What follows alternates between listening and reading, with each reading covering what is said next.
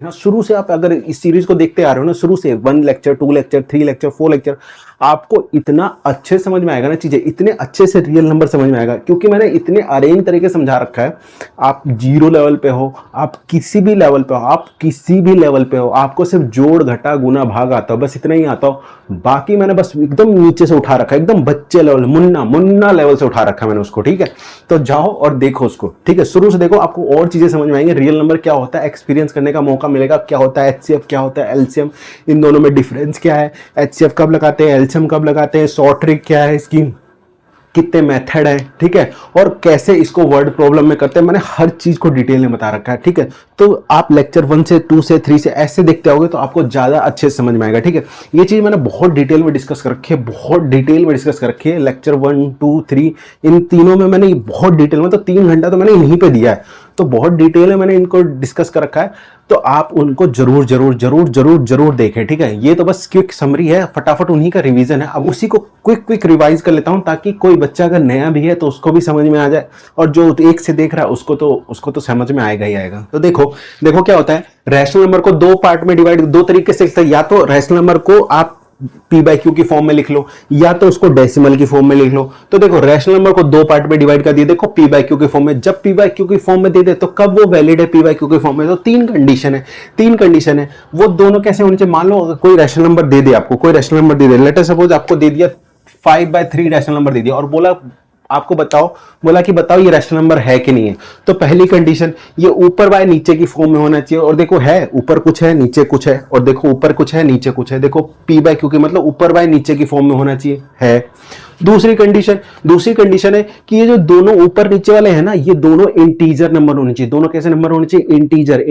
Integer होने चाहिए। तो देखो दोनों इंटीजर है, 5 एक इंटीजर है, हाँ है।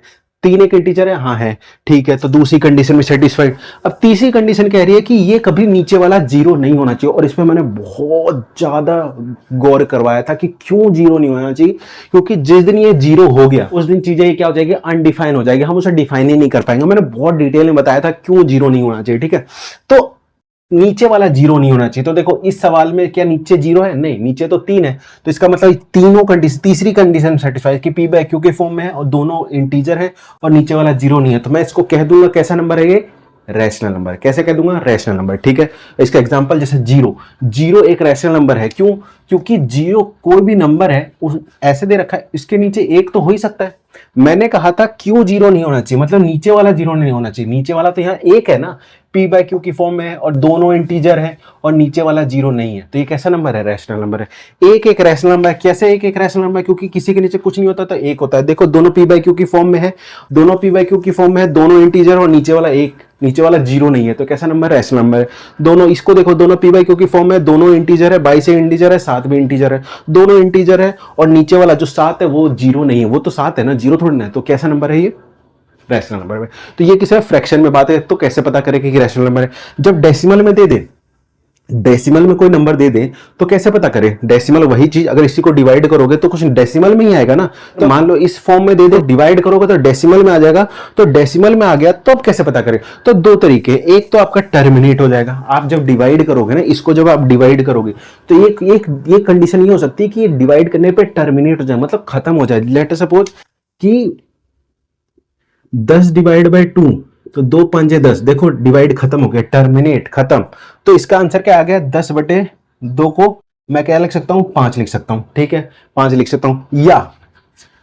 या ऐसे कर लो, 3 डिवाइड बाय 2 करो, 2 एकम 2, एक उतारा डेसिमल, अब एक जीरो, 2 5 10, देखो टर्मिनेट हो गया, पूरा टर्मिनेट हो गया। और क्या आया? 1.5 क्या आया? 1.5 क्या आया? 1.5। और इसका मतलब क्या है कि डिवाइड टर्मिनेट हो चुका है, अब डिवाइड नहीं हो रहा है। तो इसका क्या मतलब है? ये टर्मिनेटिंग नंबर है, मतलब खत्म हो गया है, तो टर्मिनेट हो गया, खत्म हो गया।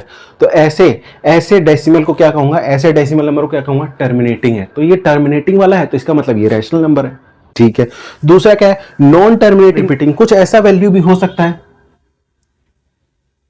इसके आप डिवाइड करोगे, जैसे एक को 3 से डिवाइड करोगे तो ये डिवाइड करने पे 0.333333 कभी जिंदगी में खत्म नहीं होगा, 3333333।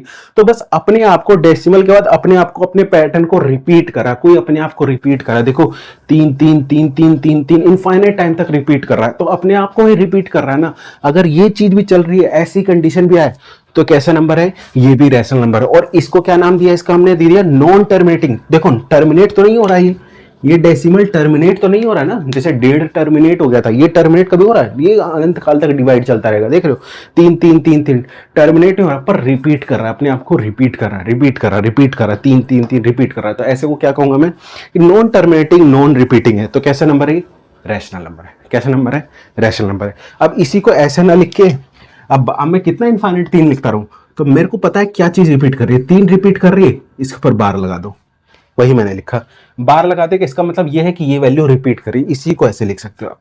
ठीक है, समझ में आया।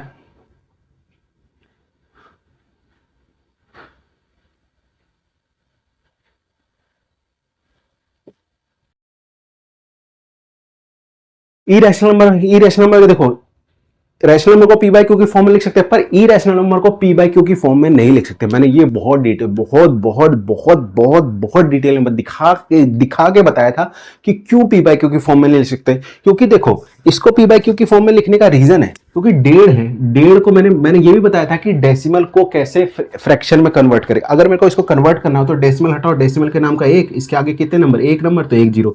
देखो ये 1.5 को, ये डेसिमल नंबर को मैंने पी बाई क्यू की फॉर्म में लिख दिया कि नहीं लिख दिया, लिख दिया कि नहीं लिख दिया। बट देखो यहां दिक्कत आ जाएगी। अब ये नंबर है, जैसे ये एक रैशनल नंबर, ई रैशनल नंबर, ये एक ई रैशनल नंबर है, तो ये देखो इसके बाद कभी नहीं खत्म होगा। तो देखो मैं इसको पी बाई क्यू की फॉर्म में लिखना चाहूं तो मैं लिखूंगा, देखो ये डेसिमल है, ये भी डेसिमल है, तो डेसिमल हटाऊंगा तो डेसिमल के नाम का 1, अब जो भी नंबर है लिखो। अब भैया मेरा नंबर तो कभी खत्म ही नहीं होगा, मैं यही नहीं लिख पाऊंगा, यही नहीं लिख पाऊंगा, यही नहीं लिख पाऊंगा, तो मुझे क्या पता इसके बाद कितनी जीरो है, तो मैं कितनी जीरो लगाऊं, मुझे क्या पता कितनी जीरो लगाऊं, मुझे नहीं पता ना, मुझे नहीं पता। सेम कंडीशन यहां भी हो रही थी, यहां भी डेसिमल के बाद है, पर इसको पी बाई क्यू की फॉर्म में लिख सकते हैं। इसका मैंने मेथड बताया था, तरीका मैंने बताया था कि लास्ट वाले को कैसे काटे, बट यहां तो रिपीट ही नहीं कर रही है वैल्यू, तो इसको काट ही नहीं पाएंगे, तो हमें पता ही नहीं चलेगा कि कैसे लिखे। ये भी मैंने बहुत डिटेल में बोला था, बताया था, आपको समझाया था मैंने। ठीक है,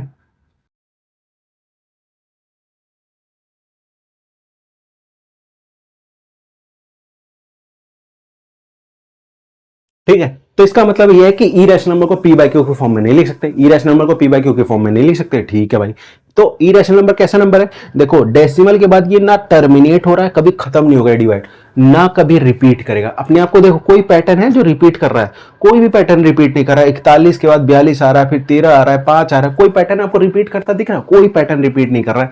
तो इसका मतलब क्या है कि नॉन टर्मिनेटिंग, कभी तो ऐसे डिवाइड तो कभी खत्म नहीं होगा, तो नॉन टर्मिनेटिंग। और दूसरा नॉट रिपीटिंग, ये रिपीट भी नहीं करेगा, देखो अपने आप को रिपीट कर रहा है, डेसिमल के बाद नहीं रिपीट कर रहा है। तो कैसा नंबर है ये, तो कैसा नंबर है ये, इरेशनल नंबर है। कैसा नंबर है, इरेशनल। इसको पी बाई क्यू के फॉर्म में कभी नहीं लिख सकते, और ये कभी ना टर्मिनेट होगा ना कभी रिपीट करेगा। तो कैसा नंबर है, इरेशनल नंबर है। या दूसरे शब्दों में ऐसे भी कह सकता हूं, अगर रूट के अंदर अगर परफेक्ट स्क्वायर हो, दो रूट के अंदर, अगर ये भी एक तरीका है, रूट के अंदर अगर परफेक्ट कोई स्क्वायर नहीं है, रूट के अंदर कोई परफेक्ट स्क्वायर नहीं है, परफेक्ट स्क्वायर होगा, ठीक है। यहां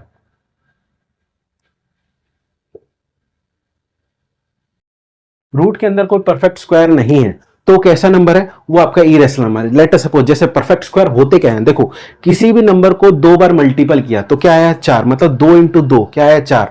मतलब इस 2 की 2 का क्या मतलब, इस 2 की 2 का मतलब ये मतलब है ना, 2 बार मल्टीपल हो रहा है। 3 की 2 का क्या मतलब, 3 की 2 का मतलब ये है 3 2 बार मल्टीपल हो रहा है, तो इसका आया 4, इसका आएगा 9। ठीक है, ठीक है। तो देखो इसका मतलब है कि ये कैसा नंबर है, ये एक किसी को स्क्वायर करके कोई नंबर आ रहा है, ये सब क्या है, किसी को स्क्वायर, कौन सा नंबर को, 2 को स्क्वायर करके आ रहा है, तो ये सब कैसे नंबर है, ये आपके परफेक्ट स्क्वायर नंबर है।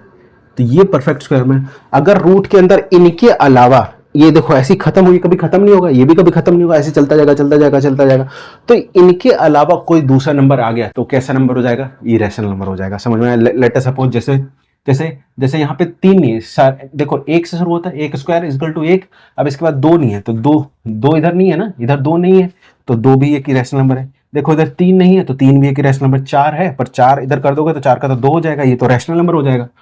5 देखो इधर 4 के बाद 5, 5 नहीं है तो 5 भी एक इरेशनल नंबर है। 6 भी नहीं है तो 6 भी एक इरेशनल नंबर है। 7 भी नहीं है, 7 भी एक इरेशनल नंबर। अब 9 आ गया, 8 भी एक इरेशनल नंबर है। देखो उसके बाद 9 आ गया, 9 एक रैशनल नंबर हो जाएगा क्योंकि 9 का रूट क्या हो जाएगा, 3। तो 3 कैसा नंबर होता है, 3 होता है आपका रैशनल नंबर, ठीक है। तो ये आपका क्या है, इरेशनल नंबर। तो ये क्या है आपका इरेशनल नंबर, समझ में आया।